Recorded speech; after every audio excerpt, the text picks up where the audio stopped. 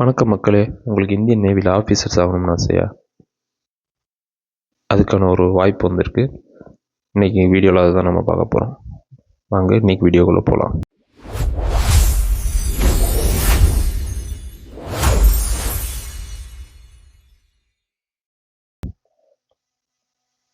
Indian நேவியில் short service commissions officers அப்படின்னு சொல்லி போஸ்டிங்ஸ், வேரியஸ் போஸ்டிங்ஸுக்கு வேக்கன்சிஸ் வந்திருக்கு. என்னென்ன போஸ்டிங், எவ்வளோ சம்பளம், அதுக்கு உண்டான குவாலிஃபிகேஷன் என்ன, எலிஜிபிலிட்டி என்ன அப்படிங்கிறத பார்க்கலாம். ஃபஸ்ட்டு நீங்கள் 24 ஜனவரி 2026 24 பிப்ரவரி 2026 இந்த எக்ஸாமுக்கு ஆன்லைனில் அப்ளை பண்ணணும். என்னென்ன பிரான்ச், என்னென்ன போஸ்டிங், இதெல்லாம் பார்க்கறதுக்கு முன்னாடி இந்த வேக்கன்சியை நான் ஏன் எடுத்துகிட்டு வந்தேன் அப்படின்னா, இதோட சேலரி பேக்கேஜ் ஸ்டார்டிங்கில் கிராஸ் சேலரியாக 1,25,000 தராங்க. Cross salary, not net salary. Okay, என்னென்ன போஸ்டிங்ஸ்னு பார்க்கலாம். ஃபஸ்ட்டு பார்த்தீங்கன்னா எக்ஸிக்யூட்டிவ் பிரான்ச்சுன்னு சொல்லுவாங்க. செயல் அதிகாரிகள் கடருங்கிற போஸ்டிங்க்கு எத்தனை வேக்கன்சின்னு பார்த்தீங்கன்னா 76 வேக்கன்சி. அதாவது 70 + 6 வேக்கன்சி.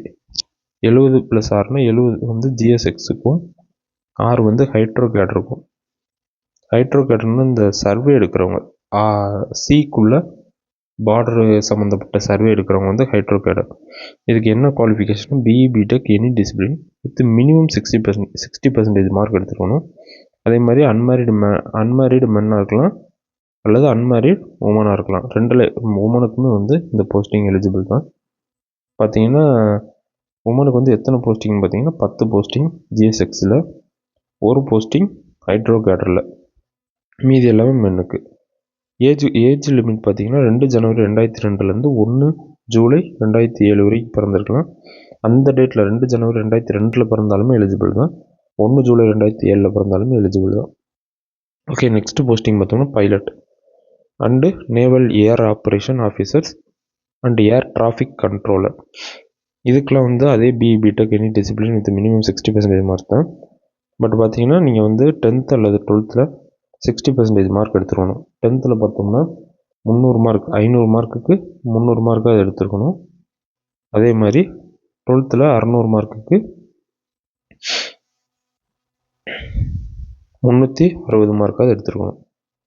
அது மாதிரி இங்கிலீஷில் 10th அல்லது 12th ஏதோ ஒரு இது ஸ்டாண்டர்ட்ஸில் நம்ம இங்கிலீஷில் 60% மார்க் எடுத்துருக்கோம். அதே மாதிரி இதில் போஸ்டிங் வேக்கன்சி பார்த்தீங்கன்னா பைலட்டில் 25 இருக்குது. தென் நேவல் ஏர் ஆப்ரேஷன் ஆஃபீஸர்ஸில் 20, ஏர் டிராஃபிக் கண்ட்ரோலரில் 18 இருக்குது. இதுலேயுமே மென் அண்ட் உமன் எலிஜிபிள் தான். அதில் மேக்ஸிமம் உமனுக்கு எத்தனைன்னு பார்த்துக்கோங்க. ஒவ்வொரு இதுலேயும் ஒவ்வொரு மாதிரியான உமன்ஸ்க்கு போஸ்டிங் கொடுத்துருக்காங்க. அது என்னென்னு நீங்களே பார்த்துக்கோங்க. ஏஜ் லிமிட் பார்த்தோம்னா அங்கே 2 ஜனவரி 2002, இங்கே 2 ஜனவரி 2003 1 ஜனவரி 2008. இங்கேயும் 2 ஜனவரி 2003 to 1 ஜனவரி 2008. ஏர் டிராஃபிக் கண்ட்ரோலருக்கு மட்டும் 2 ஜனவரி 2002 to 1 ஜனவரி 2006. அதே மாதிரி logistic BE BTech in any discipline with first class. அதே தான் அங்கே இருக்கிறது தான். அல்லது நீங்கள் பிஇ பிடெக் மட்டும் இல்லாமல், சார் நான் ஒரு ஆர்ட்ஸ் தான் படிச்சிருக்கேன், இல்லை எம்பிஏ படிச்சிருக்கேன் அப்படிங்கிறவங்களுக்கும் இங்கே போஸ்டிங் இருக்குது. எம்பிஏ வித் ஃபஸ்ட்டு கிளாஸாக இருக்கணும். BSc BCom, BSc IT with first class along with அதோட பிஎஸ்சி பிகாம் பிஎஸ்சி மட்டும் படிச்சிடாமல் அதோட PG diploma in finance, logistics, supply chain management, material management அப்படிங்கிறத நீங்கள் படிச்சிருக்கணும். இல்லை அப்படின்னா எம்சிஏ எம்எஸ்சி ஐடி படிச்சிருந்தாலும் ஓகே. இந்த 4ல் ஏதாவது ஒன்று நீங்கள் வச்சுருந்தீங்கன்னா இந்த லாஜிஸ்டிக் போஸ்ட்டுக்கு அப்ளை பண்ணலாம். மொத்தம் எத்தனை போஸ்ட்னா 10 post. Men and women eligible தான். மேக்ஸிமம் ஒரு வேக்கன்சி தான் உமனுக்கு. 2 ஜனவரி 2002 to 1 ஜூன் 2007. ஒவ்வொன்றுக்குமே ஒவ்வொரு ஏஜ் குவாலிஃபிகேஷன் இருக்குது. So you have to check separately for every post. Then education பிரான்ச்சில் பார்த்தோம்னா வேரியஸ் குவாலிஃபிகேஷன் கொடுத்துருக்காங்க. கிட்டத்தட்ட ஒரு 7 type of qualification. MSc MA with minimum 60%, அதுக்கு உண்டான டிகிரி கொடுத்துருக்காங்க. வித் ஃபிசிக்ஸ் இன் பிஎஸ்சி, இந்த மாதிரி வேரியஸ் குவாலிஃபிகேஷன் இருக்குது. இது எல்லாத்தையும் நீங்கள் என்ன பண்ணிக்கணும், பார்த்துக்கணும். ஏதாவது ஒன்று எலிஜிபிளாக இருந்தாலுமே you are eligible for this posting. சரியா, இந்த 2 டிகிரி படித்தவங்களுக்கு 7 போஸ்டிங்கும், இந்த டிகிரி முடித்தவங்களுக்கு 8 போஸ்டிங்கும் இருக்குது. இதுலேயுமே மென் அண்ட் உமன் தான். செப்பரேட்டாக உமனுக்கு எத்தனை மென்னுக்கு எத்தனைன்னு இங்கே கொடுக்கல. எஜுகேஷன்றதுனால எல்லா போஸ்டிங்குமே எலிஜிபிள் தான், மென்னும் உமனும். அது மாதிரி ஏஜ் லிமிட் பார்த்துக்கோங்க. Engineering branch, general service, technical பிரான்ச்சுன்னு சொல்லிட்டு ஒரு பிரான்ச் இருக்குது. டெக்னிக்கல்னால என்ன, இன்ஜினியரிங் சம்மந்தப்பட்டது தான் டெக்னிக்கல் பிரான்ச்சு. ஸோ இதில் ஃபுல்லாமே வந்து இன்ஜினியரிங் சம்மந்தப்பட்ட டிகிரி தான் இருக்கும். இன்ஜினியரிங் பிரான்ச், ஜென்ரல் சர்வீஸ், அதில் வந்து பார்த்தோம்னா BE BTech with minimum 60% mark. Any discipline கிடையாது, கிட்டத்தட்ட ஒரு 6 டிசிப்ளின் கொடுத்துருக்காங்க. Marine engineering, aerospace engineering, metallurgy engineering, instrumentation engineering, automobile engineering, mechatronics engineering. இந்த 6 டிகிரி படித்தவங்களுக்கு மட்டும் தான் இது எலிஜிபிள். 42 போஸ்டிங், 7 போஸ்டிங் வந்து உமனுக்கு maximum. Submarine tech engineering, production engineering, control engineering, aeronautical engineering, industrial engineering and management, instrumentation and control, mechanical with automation அல்லது mechanical.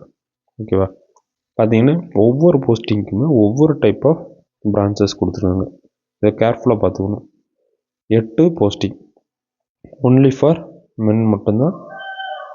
தென் electrical பிரான்ச்னாலே கண்டிப்பாக அதில் electrical engineering இருக்கும், எலக்ட்ரானிக்ஸ் இன்ஜினியரிங் இருக்கும். அது தவிர்த்து instrumentation, telecommunication, power electronics, power engineering, இதெல்லாம் 38 posting.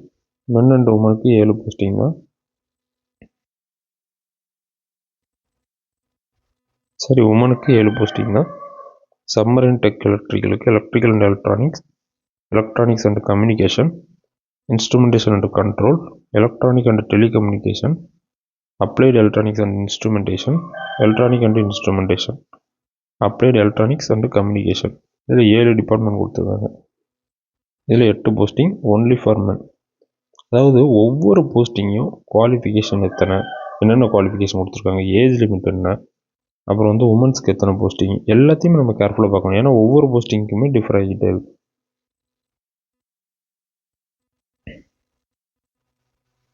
Commercial pilot licence வச்சுருந்தீங்க அப்படின்னா 2 ஜனவரி 2002, 1 ஜனவரி 2008 வரை பிறந்திருந்தீங்க அப்படின்னா pilot can apply for pilot entry. இந்த பைலட் போஸ்டிங் ஒன்று இருந்துச்சுல்ல, இந்த பைலட் போஸ்டிங்க்கு பிஇ பிடெக் எனி டிசிப்ளின் இதெல்லாம் கொடுத்துருந்தோம்ல. இன்கேஸ் நீங்கள் கமர்ஷியல் பைலட் லைசன்ஸ் வச்சுருந்தாலுமே அந்த போஸ்டிங்க்கு அப்ளை பண்ணலாம். வேறு எதாவது நான் டிகிரி படிச்சிருக்கேன் ஆனால் என்கிட்ட கமர்ஷியல் பைலட் லைசன்ஸ் இருக்குது அப்படின்னா நீங்கள் அந்த போஸ்டிங்க்கு அப்ளை பண்ணலாம். அது மாதிரி என்சிசி சர்டிஃபிகேட் வச்சுருக்கவங்களுக்கு ஒரு சில அடிஷ்னல் இது பெனிஃபிட்ஸ் உண்டு. 5% இன் கட் ஆஃப் மார்க்கில் ரிலாக்ஸேஷன். இப்போ 100 மார்க் கட் ஆஃப்னா அவங்களுக்கு வந்து 95 எடுத்தாலே தே ஆர் எலிஜிபிள். வித் இந்த ஃபாலோயிங் க்ரைட்டீரியா இருக்கணும். என்சிசி சர்டிஃபிகேட்டில் நேவல், ஆர்மி, ஏர்விங் இதில் வந்து பி கிரேட் எடுத்துருக்கணும். Not served less than 2 academic year, 2 academic இயருக்கு குறைவு இல்லாமல் சீனியர் டிவிஷனில் வேலை பார்த்துருக்கணும்.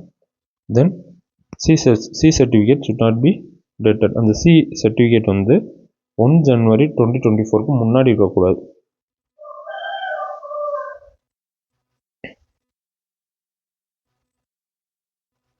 அதே மாதிரி நான் வந்து இப்போ ஃபைனல் இயர் படிச்சிட்ருக்கேன், நான் அப்ளை பண்ணலாமா அப்படின்னு கேட்டிங்கன்னா நீங்களுமே அப்ளை பண்ணலாம். அந்த ஃபைனல் இயர் டிகிரி செமஸ்டர் தவிர்த்து அதுக்கு முந்தின செமஸ்டர் வரைக்கும் நீங்கள் என்ன பண்ணியிருக்கணும், 60% மார்க் எடுத்துருக்கணும். அது மாதிரி நீங்கள் படிச்சுக்கிட்டு இருக்க இன்ஸ்டியூஷன் வந்து இந்த ஆக்ட்ஸு கீழெல்லாம் வந்து ரெஜிஸ்டர், ஏதோ ஒரு ஆக்ட் கீழேயாவது ரெஜிஸ்டர் ஆகிருக்கணும், ரெகனைஸ்டு யூனிவர்சிட்டியாக இருக்கணும். இந்த இதை தவிர்த்து முக்கியமாக நம்ம என்ன பார்க்கணும் அப்படின்னா உங்களுக்கு வந்து மெடிக்கல் ஸ்டாண்டர்ட்ஸ், என்னென்ன மெடிக்கல் ஸ்டாண்டர்ட்ஸுங்கிறது இந்த வெப்சைட்டில் போய் நம்ம செக் பண்ணிக்கணும். தென் வந்து எவ்வளோ வருஷம் நமக்கு வந்து இது போஸ்டிங், ஒருவேளை நம்ம செலக்ட் ஆனோம் அப்படின்னா எவ்வளோ வருஷம் போஸ்டிங்னா 12 இயர்ஸ் போஸ்டிங் ப்ளஸ் 2 வருஷம் எக்ஸ்பெண்ட் பண்ணுவாங்க, மொத்தமாக 14 வருஷம். இதில் ஃபஸ்ட்டு 2 வருஷம் வந்து ப்ரொபேஷன் பீரியட் அப்படின்னு சொல்லுவாங்க. இந்த ப்ரொபேஷன் பீரியடையோ அல்லது அவங்க ட்ரைனிங் கொடுக்குற அந்த பீரியடையோ நம்ம முடித்தா தான் நம்ம வந்து பெர்மனெண்ட்டாக ஆக முடியும். இல்லை இதுக்கு நடுவில் நம்ம மேலே ஏதாவது தவறோ பண்ணி நம்ம ஒரு வேளை மேரிட் ஆகி அன்மேரிடுன்னு சொல்லியிருந்ததோ கண்டுபிடிச்சிட்டாங்க அப்படின்னா நமக்கு செலவு பண்ண எல்லா ட்ரைனிங் காஸ்ட் ப்ளஸ் அலவன்ஸ் எல்லாத்தையுமே வந்து நம்ம திரும்ப கொடுக்குற மாதிரி இருக்கும். ஓகே, இதை தவிர்த்து வந்து வேறு என்ன முக்கியம்னா இதில் வந்து எப்படி செலெக்ஷன் ப்ரொசீஜர்னு பார்த்தீங்கன்னா எக்ஸாம் எதுவுமே கிடையாது. உங்களோட மெரிட் மார்க்கை வச்சு தான் அவங்க செலெக்ஷன் லிஸ்ட் விடுவாங்க. அந்த செலெக்ஷன் லிஸ்ட்டுக்கு அப்புறம் தான் 5 days இன்டர்வியூ நடக்கும். என்ன சார் சொல்கிறீங்க 5 days இன்டர்வியூ அப்படின்னா வெறுமனைக்கு டேரக்ட் இன்டர்வியூ மட்டும் இல்லை, இப்போ குரூப் டிஸ்கஷன், உங்களோட சைக்காலஜி டெஸ்ட்டு, இந்த மாதிரி ஒவ்வொரு நாளும் ஒவ்வொரு டைப் ஆஃப் டெஸ்ட் இருக்கும். 5 days அங்கேயே தங்கி நம்ம இன்டர்வியூ வந்து கொடுக்குற மாதிரி இருக்கும். indiannavy.government.in வெப்சைட்டில் போய் நீங்கள் இதை டேரெக்டாக அப்ளை பண்ணிக்கலாம். அதை தவிர்த்து நீங்கள் வந்து இந்த ஒருவேளை ஷார்ட் லிஸ்ட் ஆகி இந்த இன்டர்வியூக்கு போகிறீங்க அப்படின்னா ஏசி 3 டயர் வரைக்கும் அவங்க உங்களுக்கு ஃபேர் கொடுத்துருவாங்க. நீங்கள் இப்போ ஸ்லீப்பரில் நான் போகிறேன் அப்படின்னாலும் உங்களுக்கு ஃபேர் கொடுத்துருவாங்க. 3 டயர் ஏசி ட்ரெயினில் நீங்கள் அந்த இடத்துக்கு போனாலும் ஃபேர் கொடுத்துருவாங்க. எங்கே இந்த ட்ரைனிங் நடக்கும், இந்த உங்களுக்கு போஸ்டிங்கில் எங்கே போடுவாங்க அப்படின்னா இந்தியன் நேவல் அகாடமி, எலிமலா கேரளாவில் இருக்குது. எலிமலா கேரளா, நம்ம கேரளா பக்கத்தில் தான், நமக்கு பக்கத்தில் தான் இருக்குது. ஸோ இதுவுமே உங்களுக்கு ஒரு பெனிஃபிட் தான். நீங்கள் டேரெக்டாக போய் இப்போ அப்ளை பண்ணிங்க அப்படின்னா உங்களுடைய மார்க்கை வந்து நார்மலைஸ் பண்ணுவாங்க. அதாவது ஒவ்வொருத்தரும் ஒவ்வொரு டிபார்ட்மெண்ட் படிச்சிருப்பாங்க. ஸோ எல்லா டிபார்ட்மெண்ட்டுக்கும் ஒரு ஃபார்முலா வச்சு நார்மலைஸ் பண்ணி ஒரு மெரிட் லிஸ்ட் விடுவாங்க. அந்த மெரிட் லிஸ்ட்டில் இருக்கவங்கள வர சொல்லுவாங்க. நீங்கள் அங்கே போனீங்கன்னா உங்களுக்கு 5 நாள் இன்டர்வியூ நடக்கும். யார் செலக்ட் ஆகிறீங்களோ அவங்களுக்கு அங்கே ட்ரைனிங் நடக்கும். அந்த ட்ரைனிங் முடிச்சா தான் நீங்கள் பெர்மனெண்ட் ஆக முடியும். தென் இப்போ ஒருவேளை நீங்கள் பைலட்டாக செலக்ட் ஆனீங்க அப்படின்னா நீங்கள் ட்ரைனிங் முடித்த பிறகு உங்கள் சம்பளத்தோடு சேர்த்து 31,250 rupees வந்து உங்களுக்கு அலவன்ஸாக கொடுப்பாங்க. அதேமாதிரி சம்மரைனில் நீங்கள் செலக்ட் ஆனாலும் 31,250. சம்மரைன் என்னென்னா நீர்மூழ்கி கப்பல்னு சொல்லுவோம்ல, அந்த மாதிரி கப்பல். ஓகே, இதில் வேறு ஏதாவது உங்களுக்கு டவுட் இருந்துச்சுன்னா என்னை காண்டாக்ட் பண்ணுங்கள். ஒருவேளை நீங்கள் டிஎன்பிசி படிச்சுட்டு இருந்தீங்கன்னா என் சேனலை சப்ஸ்கிரைப் பண்ணிக்கோங்க. You will get more updates for TNPSC and நான் தனியாக கிளாஸஸும் எடுத்துக்கிட்டு இருக்கேன். உங்கள் ஃப்ரெண்ட்ஸுக்கு ஷேர் பண்ணுங்கள் இந்த வீடியோவை. Okay, bye. தேங்க்யூ.